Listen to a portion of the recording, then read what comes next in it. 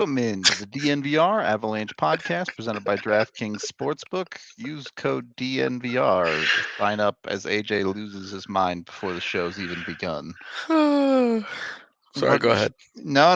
You don't just get to start the show giggling and not tell us what that's all about. Our tweets are stacked on top of each other, and It just turned out like that. Well, just the way our approach is, where I was like, maybe we'll potentially get into deadline stuff, and I'm you're like, this is devolving into trade talk. It's happening. This is just gonna be trade deadline speculation. It's like, great. You can't avoid it. Just accept it. All right. Not where we're going to start the day, though. We're going to start the day with the impending battle of the beasts between Team Canada and Team USA and WJC. It's been an interesting WJC for both of these teams, I would say. Yeah, they both had pretty surprising losses during group stage play, and then Canada came very close, squeaking it out, to losing to the team that beat USA in group stage play. So, but Connor Bedard rises above all. He is the savior. He's the bailout guy for them, and he is the reason why when you're looking at tonight's matchup, you're like, there's only one of those guys. So I think this would be a phenomenal hockey game if Connor Bedard wasn't involved. But with that guy there, my confidence in the bald eagle flying high tonight is not at an all-time high. Times have been better, to say the least. It's interesting, and we can just start with Bedard here. That guy's doing stuff nobody else has ever done. So it's hard to bet against him at any point, to be honest. He's doing stuff that have only been done by guys who ended up having Hall of Fame caliber careers. Hall of Fame careers. So yeah, Jay, prepare the Ameriballs just in case. He and I used to do an avatar bet for a long time, so that's what that's from. Go ahead. I'm sorry. Oh, no, it's okay. I was just going to compare his points per game to Peter Forsberg's from the tournament by and far significantly higher. Have you seen Bedard do an interview, too? He is an interesting character. He's very focused, dialed in. It's almost a little scary. It was a difficult interview to watch specifically out of this tournament recently. He had trouble answering the questions. You could tell his head was just not in that interview. It was still in the game. I think it was in between intermission. And he's laser focused. He's going to be a real competitor professionally. I floated the question the other day while we were at the bar. Do you think he'll push McDavid?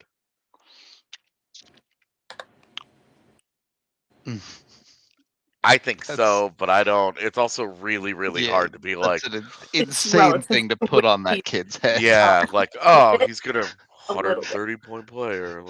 Will he have a Draisaitl beside him? Also true. I don't know. How bad is Edmonton going to be this year? Oh no! Do you just snap trade Draisaitl if you get Connor Bedard as Edmonton? I would. Yeah. No, don't even think about it. His contract has crazy value at $8.5 million, and then you're like, hey, we don't need to re-sign these guys. I don't know. Maybe you keep him for the ELC years, and then you're just like, screw it. If you can't, I don't know. This is a bad timeline. Yeah.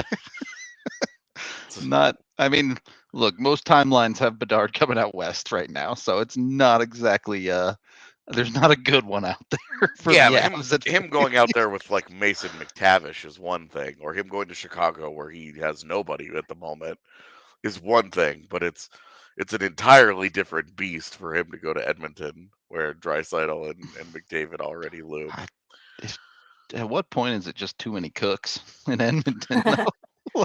Yeah, I don't know, but at least then they'd have a real 2C and not that bum Nuge. Oh my God, we're still fighting about this. We're always gonna fight about this. And they That can guy trade sucks. Nuge to the Avs then. It'll be fine. Oh God, please don't. Anyway, I'd have to spend so much time turning this around, and I just don't want to.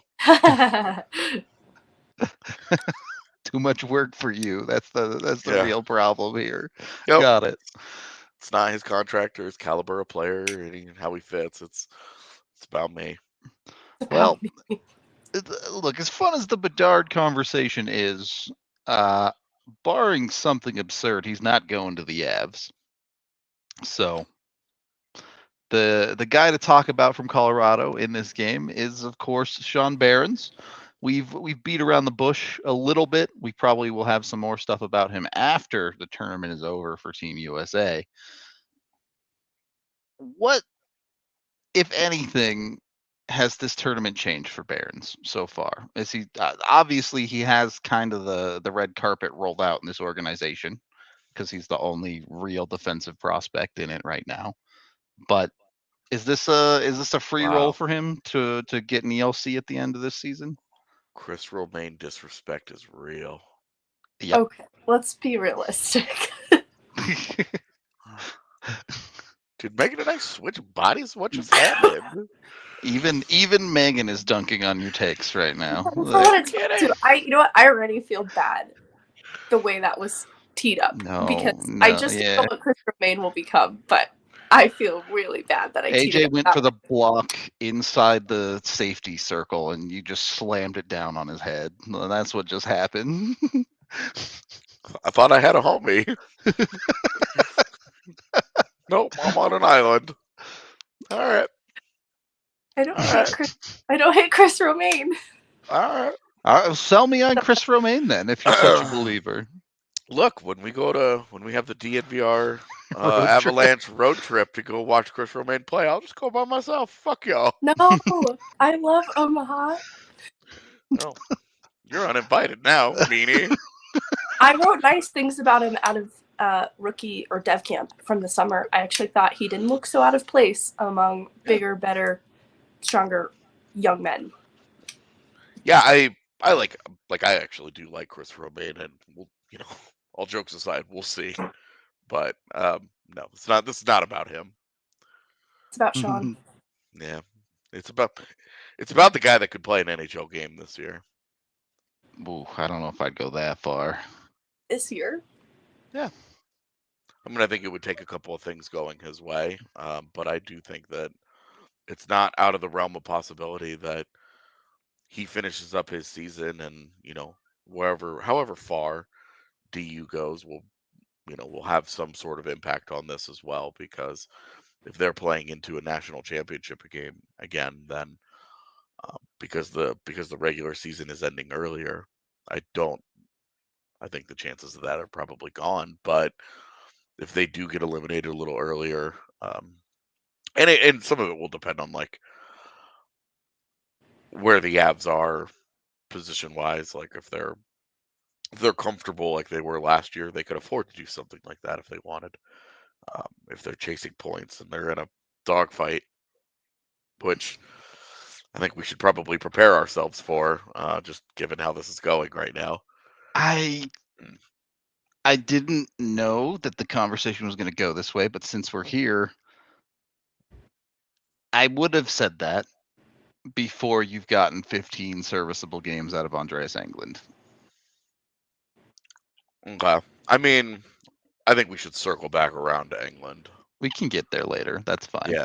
Yeah, because I think he has made himself part of this conversation. We say this a lot. Chad is asking who is the NHL comparison for Sean Behrens, but the guy that you're looking for is Torrey Krug. Yep. Seems pretty straightforward. Some offensive ability, plays with some fire. Yeah. Very similar size, and a willingness to mix it up physically despite the lack of size, and offensive acumen is a big selling point for both guys. Very smart players. I don't know that he's going to have quite as good a shot as Torrey Krug. His shot's suspect for sure. Yeah, there's not a lot of goal scoring that's going to come out of Sean Behrens. He's much more of a puck mover. A weird kind of thing in Avs prospects as of late. Kind of can say a similar story about Liam Foudy, Jean-Luc, obviously. I always say the wrong brother. I have a knack for that with the Foodies, but It's hard to get too excited about Liam Foudy's shot either, and he hasn't scored. he also has yet. 0 NHL goals. He was cheated in the Global Series. The His only stick team was he in the almost front. has a He was goal making against. shot motion. But Megan, I want to open up Sean Behrens to you, even if there are hopes that he might get an NHL game. And the reality of the future of his career, long term, is almost certainly with the Eagles. Is he ready for pro hockey? Absolutely. If we're looking at something starting in the Eagles, I wouldn't mind a path similar to what Ben Myers has taken. Ben Myers, obviously, it was different circumstance. The Avs did sit atop the West when his college season finished, so it was the perfect opportunity to roll him out in some NHL games at the end of the regular season. If something like AJ said, similar happens, that would make sense for Barrett's to kind of like they did with Olausson in his rookie debut, see how he stacks up alongside NHL talent. We've talked about the surgical level detail that they're able to apply at the AHL level. And I think Sean would benefit from that first to adjust to the pace, because Cronin has talked a lot about how guys come from the NCAA straight to the American League and how he notices a difference in the players struggling to match that play, even if they were excellent college players. It's kind of true of Myers. It's been true of guys like Wyatt Ahmet, who is a defenseman, kind of an interesting comparison. Then for Behrens, there will be a huge adjustment in pace that needs to happen probably at the AHL level first, because the NHL is just ramping that speed up an even higher notch, especially the way the Avs like to play. So for that reason, if it were up to me, I think you would put Behrens in the best position to succeed, giving him a little bit of time at the American League level, where they actually have pretty good track record with defensemen specifically. Englund actually is kind of a part of the conversation, but I mean, I don't want to get too carried away with that either, but there are other defensemen who have come through Loveland, even just at smaller or shorter stints, that have benefited from their time there. Yeah, definitely a fair point. And we've seen the Avs get serviceable minutes out of how many defensemen over the last year and a half, 2 years? It's bordering on like 15 or something ridiculous. Now, granted, Yeah. it's like 2 games of Keaton Middleton or whatever, but I mean, they had like 20 games of Dan Renouf or whatever, and yeah. like remember like Kyle Burrows was like buried on that depth chart, and now he plays every night in Vancouver. Like, also Sheldon Dries is also on that team, and how the fuck did the Avs lose to these guys already? I I do like the smart play for this year is, yes, Eagles, Greg Cronin. I thought it was really striking when Brad Hunt, who's been around the block a bit, is talking about what a difference maker Greg Cronin has been for him and teaching him certain things defensively.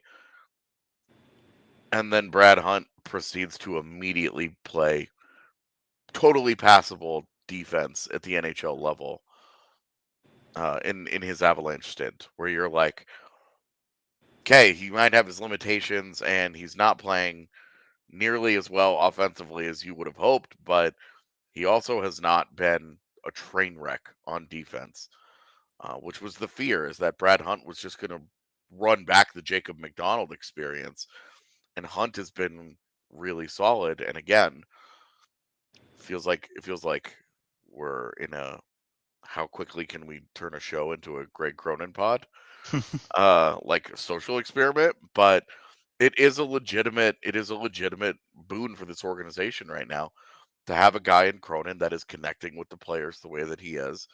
He's building up that trust, and they're organizationally they can now sell this on a younger guy who maybe does not want to leave college to go play in the AHL, and say, look, this guy's got this track record of helping everybody that comes through that system get better. We're not saying you need to play all year in the AHL, but I do think that getting him into the Eagles and getting him into getting him involved in their playoff run. I think the Eagles have a pretty good shot this year to make a deepish Calder Cup run. Sean Behrens as a boost to that back end, I think would be a big deal. I mean, Oh, sorry. No, go ahead. I wanted to add to it. The nice thing about having the AHL team 55 minutes up the road is he has become accustomed to life in Colorado, and it's not a huge transition for him to spend a little bit of time in Loveland, Fort Collins area versus Denver. Like, you're not having this huge life change for Sean Behrens. And the other thing is the assistant coaches, Tim Brannan and Aaron Schneekloff, both having experience as professional defensemen with careers in the pro leagues. Schneekloff works very closely with the defensemen and has a good track record and is a part of that as well. And you look at the defensemen who left the organization last year, Roland McEwen, Jordan Gross, Dennis Gilbert. They left the organization because they were enticed with better offers because they also had career seasons when they came to Colorado. And I think that is another part to look at and say the organization really does have a pretty good track record when they get their hands on players. It's certainly getting a lot better in the last 2 years. I think you could even go back to the start of Cronin's tenure. If you look here, his first year, he had Ryan Graves. Okay, you say maybe that guy was good anyway. Sure. Also that year had Nick Balash, who has developed into a number 7 around the NHL. A dude who floats around the NHL and is close in that regard. You go to his next year, he has guys like Calle Rosen and Dan Renouf. Calle Rosen is now a regular-ish NHLer. He's bounced around to a few teams, but regularly plays a decent number of games. Renouf, a little bit more edge, but again, he's gotten borderline NHLers out of a number of different guys. And, how much is that is credit to the Avs of finding talent? How much is that is Greg Cronin getting the best out of them? Maybe a little bit of both. But particularly with defensemen, I think the Avs have done a very good job of finding these guys. Granted, over the last 2 years, so many injuries, who you look at the Eagles blue line by the end of the year and you're like, I don't even know who half these guys are. But even then, he gets the most out of the Eagles with crazy defenses. He still gets that team to the playoffs, and they still go on deep runs. And that's why Behrens leaving college to go join the Eagles postseason run would be a thing that's like, yes, please. Like, that's I think that's my preferred out. I will say I wouldn't be 100% opposed to a junior year at DU. I don't think I don't know how much more there is for Behrens to do at the level. When you see him at WJCs, and I think that's where I wanted to see him out of DU's infrastructure and into WJCs and see what he looked like. And he's been really good for USA. He's been very good at the things that the Avalanche are very good at and ask from their defensemen, breaking pucks out of their own zone, skating through the neutral zone, transition. And that's where I think Behrens profiles is like a wonderful fit for the Avs. But I am not opposed to a third year at DU. If he thinks that's the best route for him, I'm going to defer. He knows him better than I do. But I am curious what you guys feel about the possibility of a third year in college. At that program? Absolutely. Okay, time out, team. Honestly, because Sean, as of last year, all but said he's going to leave after his sophomore season, I would probably also advocate for another year, just because I even look at someone like Ben Myers, who, because he spent his full college years in college, I do think that I love what college hockey brings to players in terms of pro habits and routine. It instills really good routine in young players that I think sets them up for the next level really well compared to other younger players who do major junior. And that's just my personal opinion, so I don't see the harm in him doing a junior year in a reputable program, really a terrific program, and assuming the responsibility that he, because he gets to have a huge responsibility at DU. He gets to eat up minutes on top power play, top pairing. When he goes to the American League, he might be fighting for those minutes a little bit more. I think they're going to work with him on him to get him pretty good reps in a night, but he's going to have to work for those minutes a lot more. That a junior year guarantees it. So I obviously wouldn't be opposed if Sean Behrens said for himself that he thought that was the best decision. I would be fully in support of that, just looking at the Avs' current D-core as it's constructed. His path to being in there as an NHL regular probably allows him to do a junior year of college, and he still is a part of that future plan. Could he do a junior year? For sure. I think I would be a little bit more against it than you guys would be. Number one, right now, DU is a super duper top heavy team. They really don't have a ton of great depth on their organization and in their roster right now. And I don't think you need Sean Behrens to go into a situation where he absolutely has to be the guy and absolutely has to do everything. Certainly, if you're projecting him down the line into the Avalanche roster, he's never going to be that guy for Colorado. He never has to be the absolute be all end all of anything. You're realistically looking at it. Are you even putting Sean Behrens on a power play for the Colorado Avalanche? And the answer is probably not, depending, is Byram healthy, who's still here with guys like Fontaine, whatever. But I would much rather see him get to the professional level, play at that level, understand what it takes to succeed at that level, than do a year where he might be the best defender, maybe one of the most important players on DU, but just doesn't have a ton of talent around him to work with and play off of. Beyond that, when it comes to getting Behrens into the pro level, I think we've established that you feel pretty confident in his development path towards the NHL at this point, if only because there's nobody else. There is nobody else for the Avs to develop at that position right now. We say that, but again, I would point back to the organization's ability to take an Andreas Englund, who was cast aside by Ottawa, and work with him for a year or two. And Andreas Englund's right in the heart of his career. This is not Brad Hunt at 34, This is Andreas Englund's in his 20s, and they've worked with that guy and gotten something out of him. So prospect wise, yes, Sean Behrens is the only guy, but he's not going to be the only guy with an NHL deal. And that's where, the Avs have just been able to make hay there. And that's great. And I hope that they can keep doing that, but you need to load some longer term bullets into that gun. Yeah, and the junior year thing also, what does Colorado's defense look like? You're having a real conversation about Taves, yeah.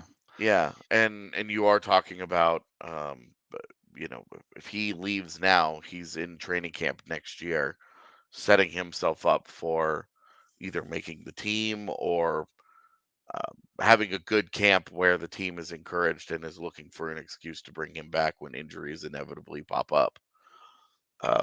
So that's, that is, I think, the harm of a junior year is you delay that timeline a year. But it's also like, I don't think it's meaningless. Like, yeah, you're fine with him going and playing another year for the Pios. It's a great program. They have a head coach in a system that has churned out a number of solid defenders over the last several years. Like, it's fine. Like, you don't feel bad about that. It's not like he's at like Michigan State or something where you're like, I don't know how this is gonna go. No offense, Michigan State, but it does kind of push everything back a year, and I'm just not sure how much more development is left for him at that level. Well, I think. Oh, sorry. No, go ahead. Wyatt Ahmet is a great example of why it is important to get dropped in the American League. I mean, he finished out his college too, so different example, but he really struggled in his first few games at the end of his college season in the American League. But he started to really change things this season now that he's had more experience under his belt. And I don't know if Wyatt Ahmet has a ceiling as an NHL player, but he has certainly taken a lot of steps forward and has become really important in Loveland's D-core, that I think it is why Sean Behrens becoming a part of the American League sooner rather than later is important, just to become adjusted to that pace, because it took a minute for Wyatt Ahmet to do as much. And the loss of Zhuravlov is important in this conversation too, why Sean Behrens' status just elevates that much more with where he's positioned in the pipeline, because where it does drop off is either someone new coming into the organization like a David Ferrance, or someone like a Wyatt Ahmet, who still, his upside is at NHL potential. I don't know that I'd feel comfortable saying that right now, but I would feel comfortable saying he's taken a lot of steps forward, and I think he's exceeded expectation in Loveland this season. The heavy defender. It's just so easy right now for Colorado to fit the guy. The contract limit is not even a conversation for them right now. You go look at their defensemen, certainly at the AHL level. All four are currently playing for the Eagles that are under NHL contract. Their contracts are up at the end of the year. Now, 3 of those are RFAs, but you're having a real conversation about, do you even give Nathan Clearman another contract? Do you even give Keaton Middleton another contract? And you can if you want to, but it's also the easiest thing in the world to slot Behrens into one of those spots as far as contracts are concerned. The other conversation I would say, we talk about the pace of play at the professional level a lot, and that is absolutely an adjustment for prospects coming in. I do think it's also important to mark Behrens is coming out of the NCAA and going from 35-ish games, if their season goes really, really well, to 75 is a big deal. It's a huge jump for college kids to go from this only play on the weekends type schedule to you're playing 3-4 games a week. I really like accelerated timelines for NCAA kids because of that, getting into the AHL and experiencing that pickup in games played. You saw the effect of it last year with Alex Newhook, where he played his first full pro season. Yep. And by the end of it, he was tired. He played double the games. Now, of course, his team went on a cup run where it's like you're now talking like triple the games, 100 games here.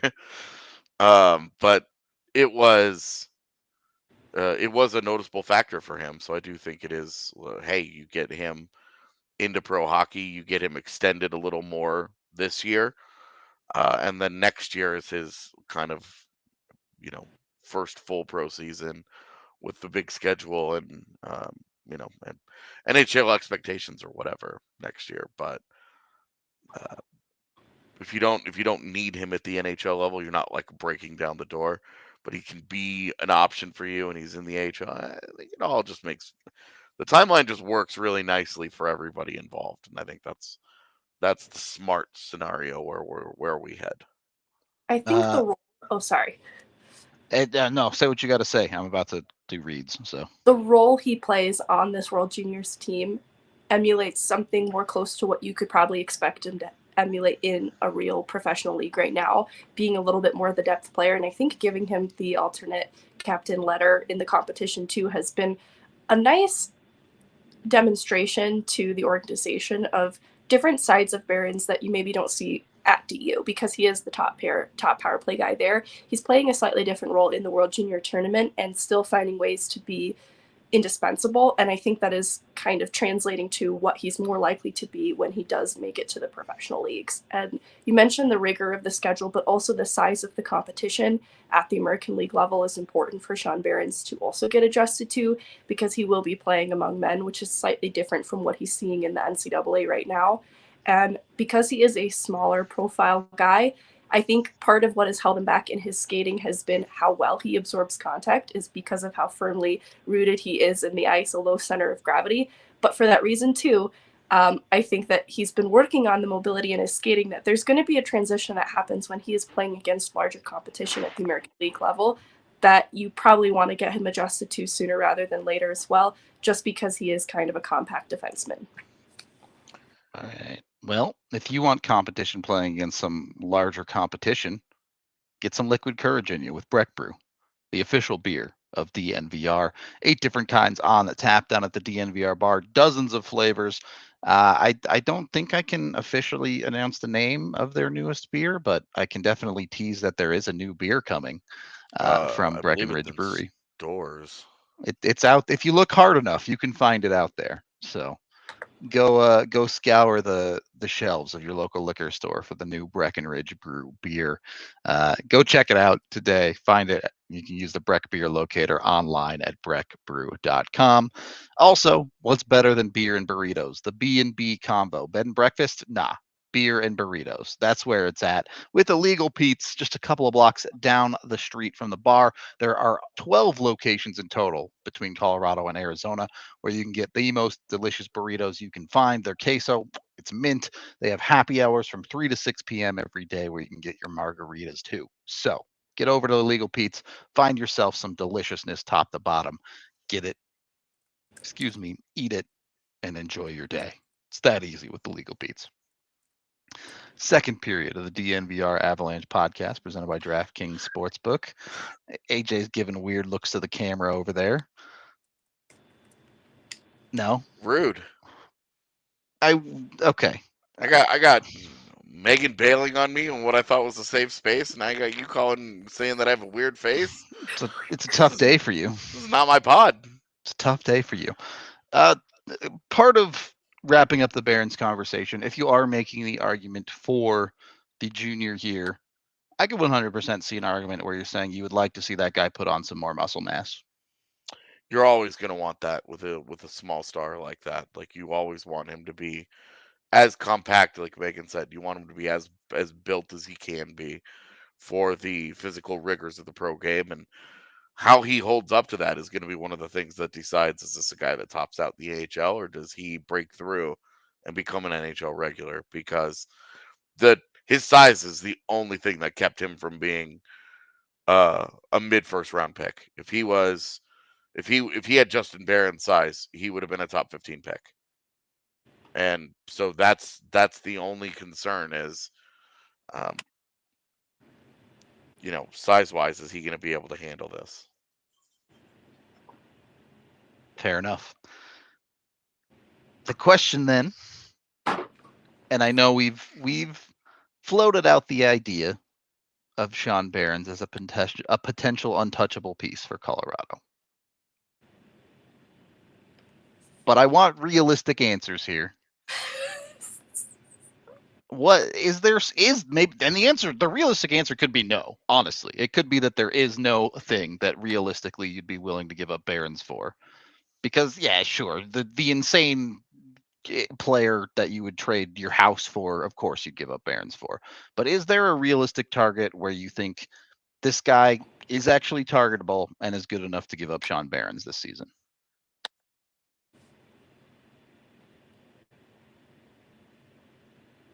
I can't answer first because I don't think I'm being rational.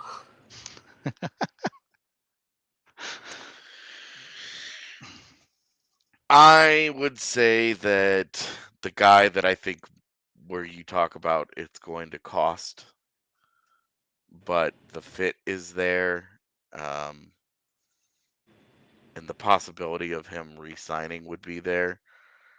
But I would probably do it for Ryan O'Reilly.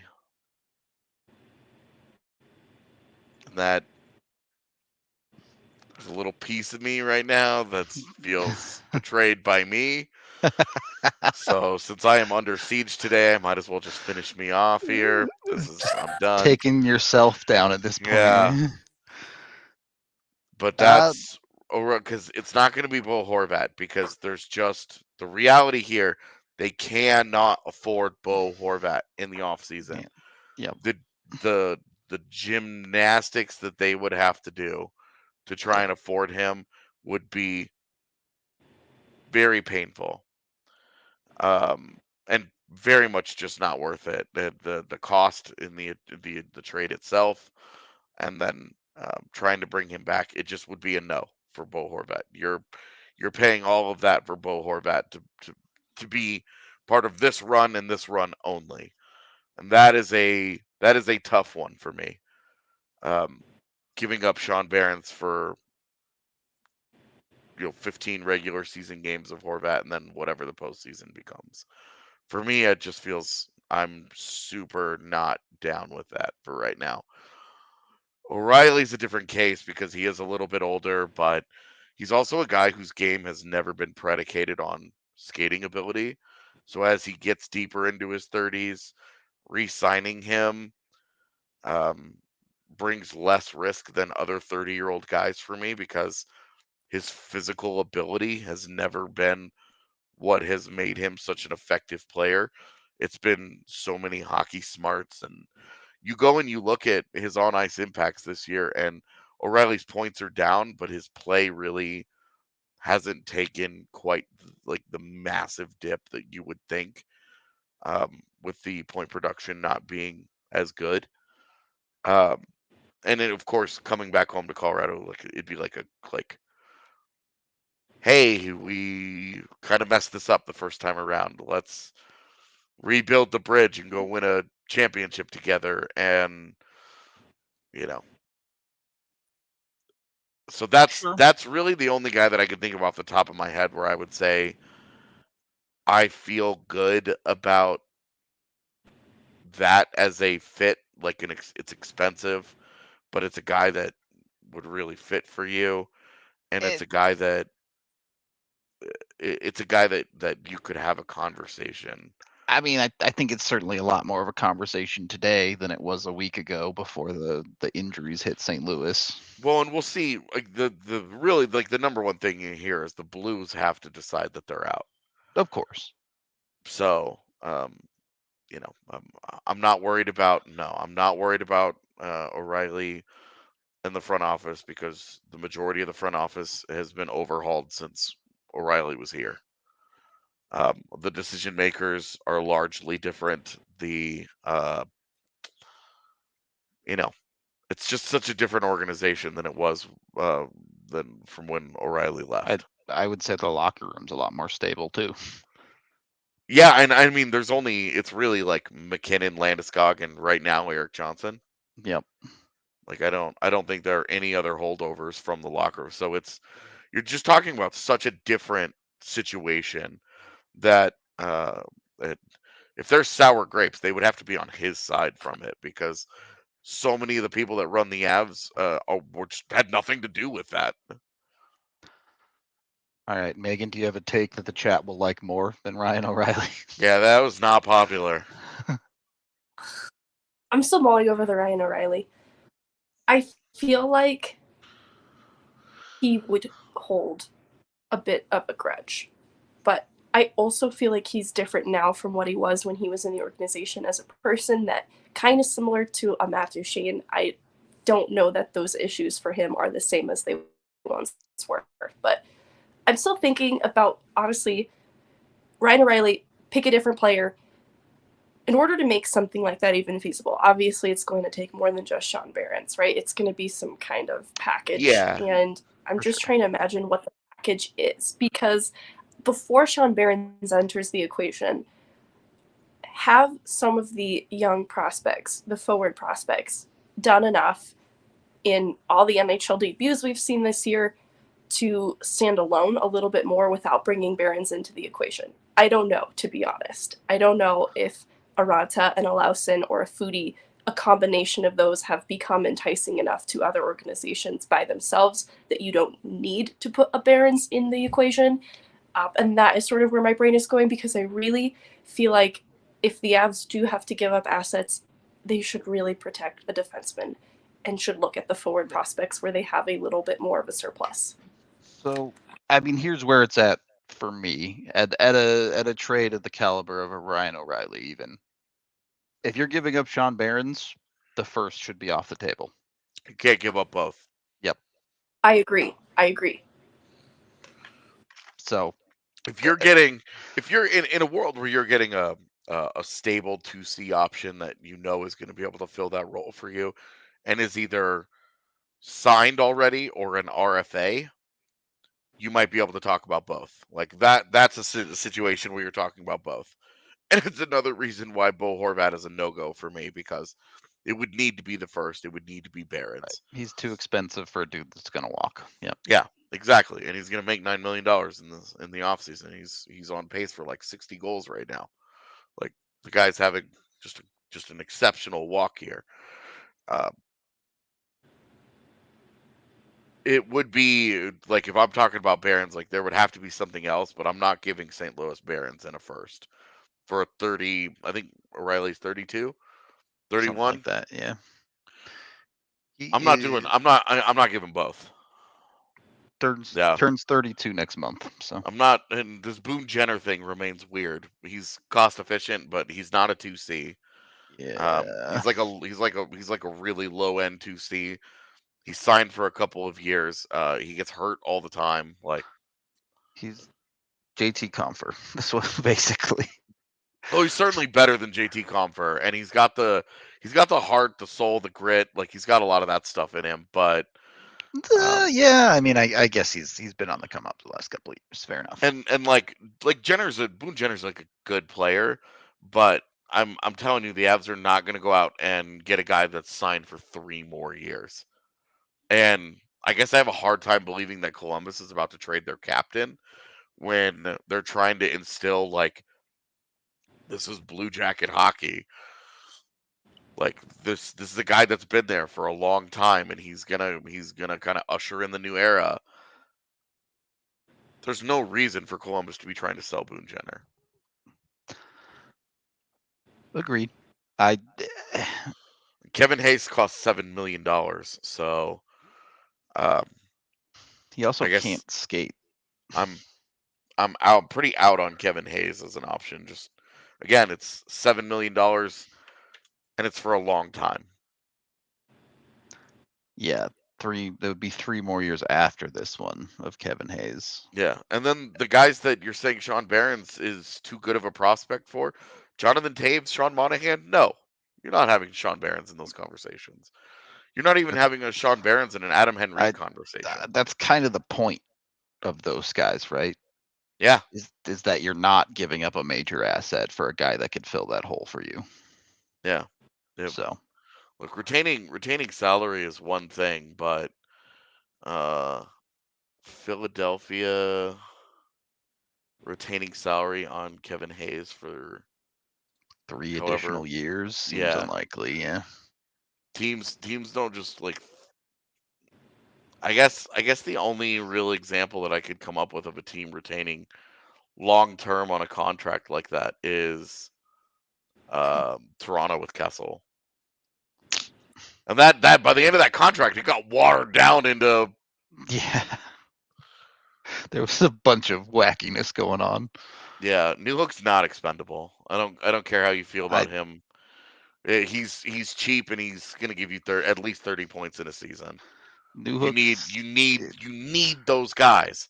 You can't just look at that guy and say, "Oh, he's a bust because he hasn't lived up to, he's not going to score 60 points this year, so he's not worth it," or whatever. But ELCs like that are how you build guys. efficient middle sixes. Like, yeah, you need cheap guys like that who have a lot of RFA years on them. Newhook is really important. Especially if JT Compher does not. Yeah, could very well walk at the end of the year. They're going to need options down the center. Even if Newhook is a 2C solution, they're still going to need options there. Dylan Larkin is a guy that, again, I just think he's going to make too much money. Yeah, I would love Dylan Larkin's fit in Colorado. Stylistically, for sure. He would be picture perfect fit. Dylan Larkin, you love everything about Dylan Larkin in Colorado, but the cost would hurt, and you would have to do that with some level of confidence that you're going to get a deal with Dylan Larkin. And I don't know how Dylan Larkin asks for less than, like $8 million. I wouldn't ask for less than that if I were him, but yeah. And the Avs have like $12 million in cap space coming up this offseason. They're gonna have a really hard time just just making decisions internally. Like they're gonna have a really hard time keeping either Evan Rodriguez or JT Compher. Not both, either of them. So it's going to be a struggle this summer. So when you're talking about a guy that's going to ask for $7 or $8 million, at the moment it's just not going to happen. And I know everybody's favorite pivot is to trade Sam Girard away, and that just magically clears up $5 million. But then, okay, if you've traded for, have you included Sean Behrens in a deal going elsewhere so that you can get a 2C and then you clear out money in the Sam Girard trade to sign that guy? And then Eric Devon Taves Johnson's walks. gone at the end of the year, and you have 4 defensemen now. Yeah, well, and then Devon Taves leaves in a year because you can't afford that guy either. And now you have Cale Makar and Bowen Byram, and you don't have either of Girard, you don't have either of Behrens, and you better hope you were right about that 2C. And you're on the back half of a Josh Manson deal that might not look great at that point. Yeah. Might not age wonderfully. And every guy that you move out from your NHL lineup, you have to replace. As this conversation shifts, we are brought to you by Game Time. You can go to the link down in the description of this video. Over 15 million people have used Game Time to get their tickets to sporting events. You can get prices up to 60% off of face value. So great deals all the way around, obviously to the Avs, but all Colorado sports and all sports across the country. If you're one of our out-of-town fans and the Avs are coming to town, Game Time is a great way to get a ticket. You can go to the link down below. It helps us out a little bit. It also will take you to the Game Time app, and it'll show you all the seats in the arena, what the views look like, all of the good stuff. So check out Game Time today. And if you're going to the game, you might as well put a bet or two down on the game through DraftKings Sportsbook. When you sign up with a new account using code DNVR, all you have to do is bet $5 on an NHL team to win their next game, and they get $150 in free bets if that team does in fact win. So get on that, get your $150 in free bets, and then go bet on honestly whatever you want. Genuinely, every sport I've ever heard of exists on DraftKings. Sometimes you have to go into the pools. Sometimes you have to get a little bit creative on how you want to make those bets, but they're out there. You can bet on anything. I'm pulling up pools right now to see what absolutely absurd thing that you can bet on. I'm not. There you go. There you go. I don't even know what this is. What is the McBroom Brothers basketball series? Does anybody know what that is? You looked like you knew, AJ. Do you? No, I have no idea. McBroom Brothers. Do you know who they are? No idea. I've never heard of this. I'm assuming it's the Austin McBroom guy. I'm assuming it's that guy. It's like a YouTuber? Yeah. A YouTuber that has been like exposed as his entire life is fake. Yep. Okay. Oh, he should run for Congress. Just not going to touch that one. Anyway, yeah. Sorry, that's just been a really wild story over the last 2 weeks. It has been. You can bet on these random two brothers who are playing like a one-on-one basketball game. It looks like. Oh, look! They got a 3-point contest, a dunk contest, an obstacle course. This is what you can do with DraftKings Sportsbook. As two random people, you can just bet on up to $10K in prizes because they're doing some basketball thing. I don't even know. Go over there. Very hockey guy of you doing some basketball thing. That's all I got. Let's play some basketball. Do you remember the Fergie national anthem? Gosh, that the worst national anthem of all time. There have been some bad ones.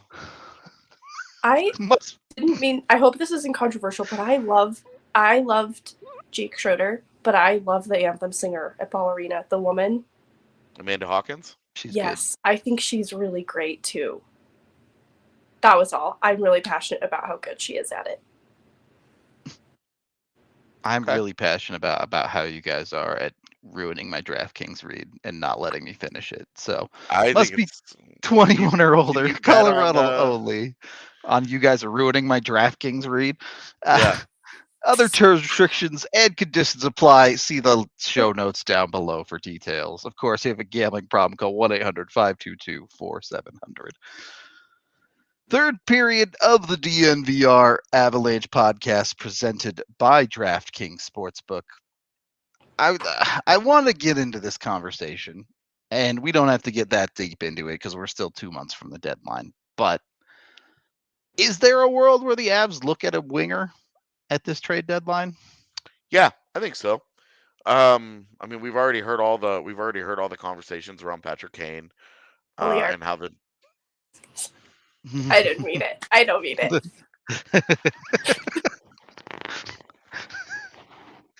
I quit. AJ's done. Yeah, you guys can have my job. I'm done. Megan, is this punishment for being sick all week? Is this like you're making up for lost time? No, I do think there is a possibility of a winger, and to be honest with you, Puljujärvi would actually make a lot of sense if the Avs were comfortable with Evan Rodriguez as their 2C, as yeah. 2C, because then you are looking at a third line where you're saying, hey, we've got Newhook, we've got Comfer, we've got now Puljujärvi. And then your fourth line, Cogliano, Helm, O'Connor, and somewhere in this mix, Dennis Malgin, somewhere in this mix, Ben Myers. And you start to feel like, okay, we've got a little bit of depth there. So if there is an injury, we've got guys that we are okay with being in the lineup. No longer guys that are playing 14 minutes a night, and everybody's in a more appropriate role. So I could see something like that for sure.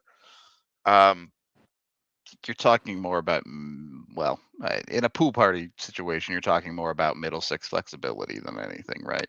Yeah, that guy's got like 3 goals this year. You're probably not putting him in your top 6, especially where if you're healthy, wing is where you're feeling most confident. Right. Especially with with Newhook looking better at wing than he has at center. He kind of moves into that depth chart. Yeah. A little more reliably. I do think it becomes a little bit tough. Obviously, like talent the caliber of Patrick Kane, you don't say no to, but sorting out how to fit winger, assuming a world of relative health, sorting out how to fit a winger into the Avs roster becomes a little bit tough, I think. I think it definitely isn't a priority in the trade line deadline conversations, but I could be convinced of the merit of a winger. But you're right, I don't think it's a priority. One thing, I'm gonna move past the deadline for the moment. One thing I would be interested in is if they get to the off season and they still have Sean Behrens and they don't have a guy that they got at the deadline that they're either going to keep or that they loved or they didn't make a move or whatever. I do wonder about what's happening in Winnipeg with Pierre-Luc Dubois, knowing that the Avs made a run at him already when Columbus had him on the block, and that he just may not want to stay in Winnipeg. He's an RFA at the end of this year. He's having a great season.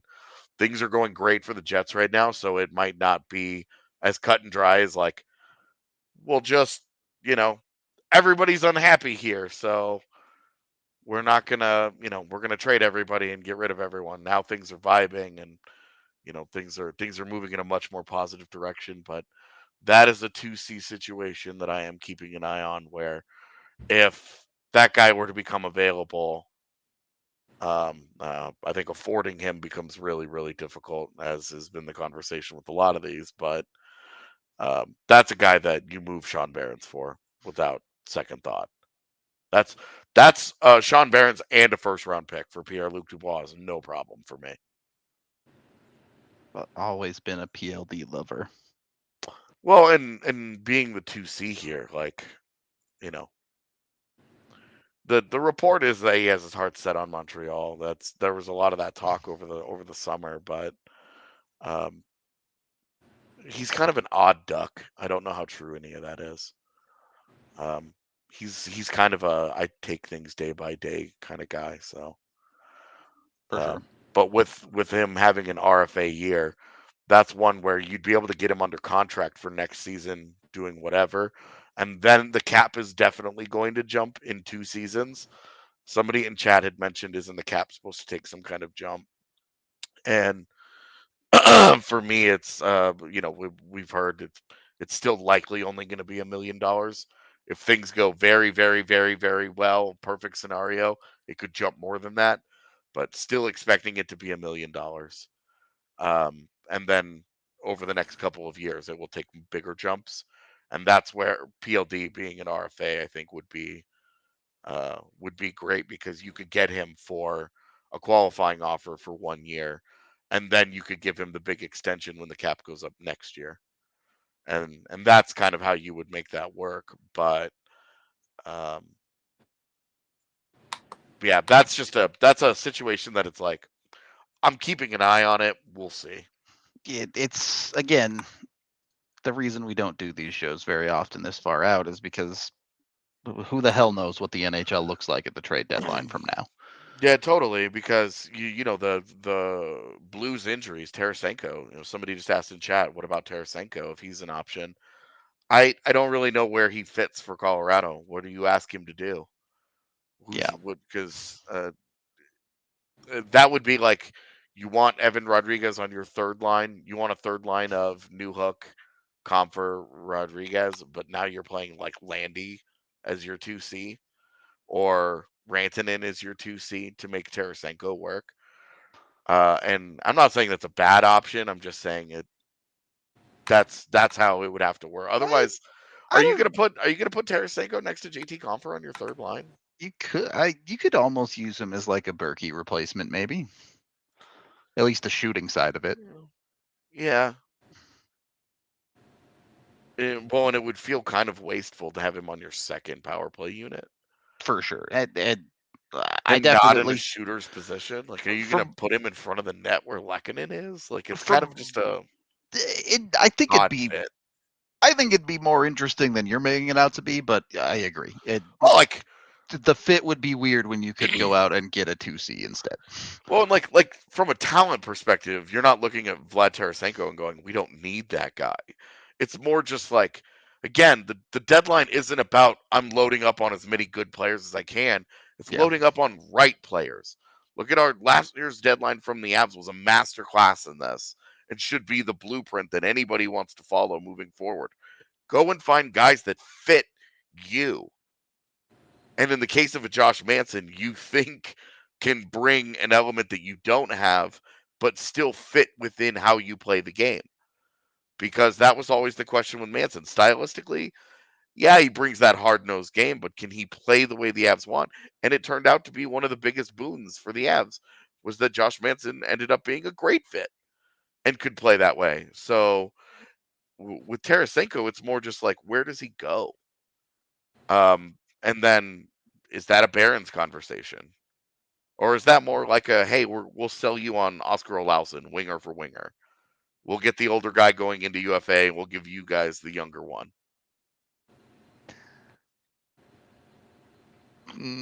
I feel like they're taking Foodie.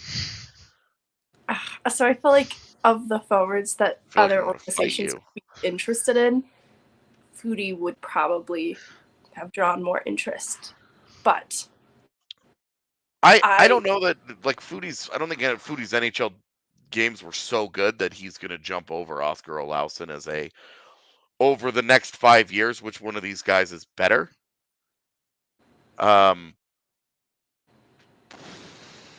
think Foodie has, this is like a classic, like, I think Foodie has the higher floor and the lower ceiling, whereas it's easier to dream on Olausson scoring 30 goals in the NHL. Jean-Luc Foodie will never do that, but he could be your 3C for you for a really long time, right? Yeah.